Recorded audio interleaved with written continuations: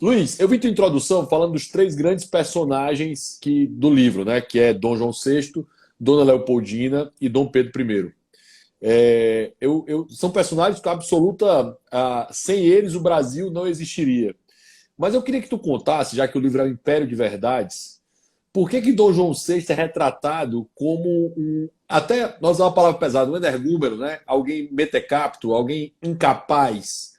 E ao mesmo tempo, só para dar um gancho, Napoleão Bonaparte, né, o imperador Napoleão Bonaparte, chegou a dizer que ele foi o único chefe de Estado que o enganou, né? Porque ele conseguia levar muito numa condução quase mineira, né? Quem conhece político mineiro, quase uma mineirice ali de forma de fazer política. Por que ele é retratado como alguém incapaz, quando na realidade, talvez se não fosse por ele, até a carta que ele manda ao filho, né?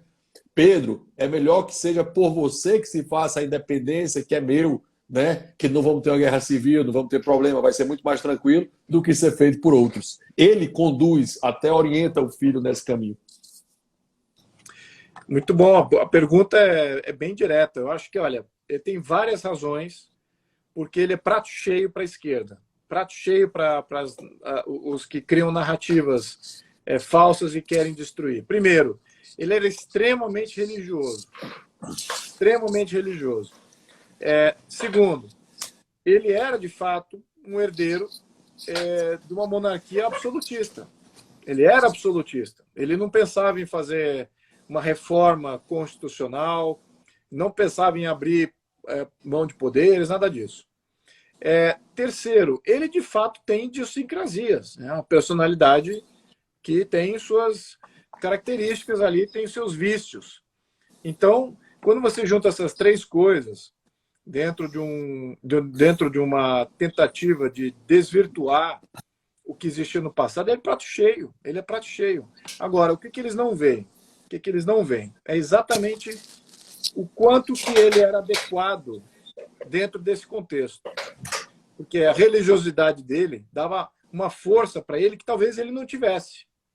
Ele se demonstra até fraco em alguns momentos, ele apela, ele fazia muitas orações, se mostrava, até se prostrava com medo, com receios dos momentos que eles estavam vivendo, dramáticos, né, de terem que mudar toda a sua vida de Portugal para o Brasil, e ele, com humildade, se prostrava e se dizia, olha, Deus me ajude. Então, a religiosidade dele foi fundamental, né, para ele, e obviamente que para a condução que ele exercia. O absolutismo, por que isso, na questão dele e a personalidade, ele encaixava com o absolutismo?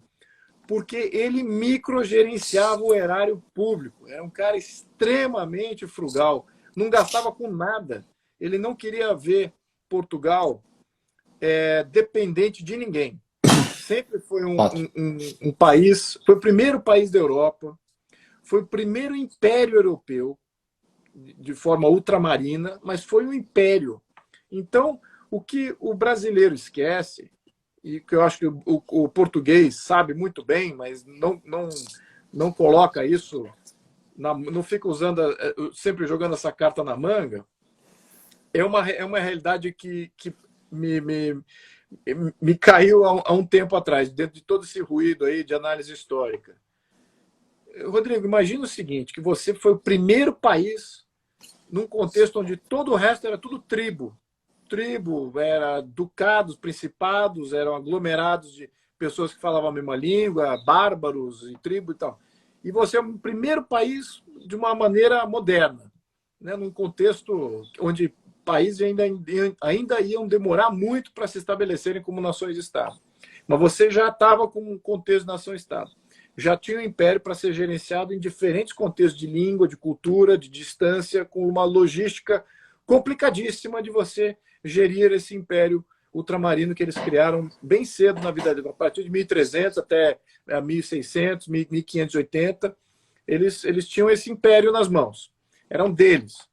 Agora, você imagina tudo que eles aprenderam nesse período, em termos de burocracia, em termos de instituições de Estado, em termos de relações entre governante e governado, como fazer... Tudo, eles já sabiam. Então, todas as normas, os regimentos, as leis, tudo isso que foi um acúmulo de experiência do modelo absolutista, ainda que num contexto de Império Ultramarino, eles aportaram tudo isso no Brasil. Então, olha, muitos falam assim, vieram com todo o problema de Portugal. Vieram com todo o aprendizado de 300 anos que nenhum outro país tinha. Né? Então, isso aqui, todo mundo esquece disso. Fala, agora fica vendo só do atual. Os reflexos disso são negativos. Mas lá naquele momento foi fundamental. Então, o João VI... Só para dar um gancho para ti e continuar, é muitas vezes tratado esse momento histórico da fuga da família real, né, da família real para o Brasil, como se fosse algo assodado, criado naquele momento. Há indícios, né, que desde que Dom João I, que dizem que Dom João I fez, mas que a comprovação absoluta que Dom João IV determinou a possibilidade das posses ultramarinas de Portugal serem usados como sede do Império Português. Lembrando, tá, pessoal? Lembrando a todos que Dom Pedro, que o príncipe herdeiro, no caso Dom João, Dona Maria foi rainha por muito tempo ainda, até Dom João deixar, até a morte dela, né? Até Dom João se tornar imperador, é chamado de príncipe do Brasil, tá? Assim como no Brasil era príncipe do Grão-Pará, né? O Dom Pedro II era príncipe do Grão-Pará, Dom Pedro I era príncipe do Brasil enquanto herdeiro de Portugal. Quando eles faziam esse movimento para a corte, ou seja, não foi nada impensado. É isso que eu queria até te trazer para colocar esse ponto, ilustrar isso. É isso aí. Então, esse lado de personalidade do João VI, de microgerenciador e eu diria que até um grande investidor, porque ele não podia errar com dinheiro público. Se ele errasse, ele ia perder a independência de Portugal, que era muito tênue. Sempre foi. Então, ele ele microgerenciava tudo.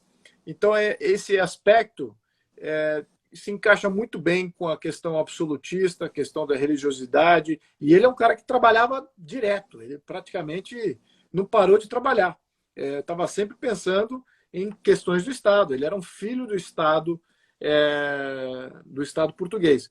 Eu até faço um contraste com a própria Leopoldina, porque os Bragança, por tradição já ele não era o único já que fazia esse tipo de coisa.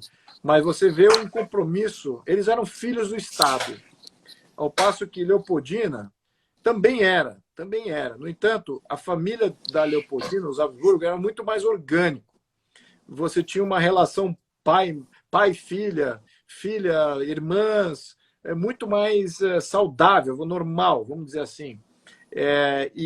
Então você vê aí do lado Bragança um compromisso total com o Estado, exatamente porque o Estado não é tão rico assim, e como a periculosidade de perder o Estado que eles têm é constante. Então, se você não tem a família totalmente dedicada a proteger o seu território, a sua população, o que estava acontecendo dentro do seu país e para onde está indo o erário, se você não tem esse foco, você perde. Então, já não era tanto o caso das monarquias mais ricas da Europa.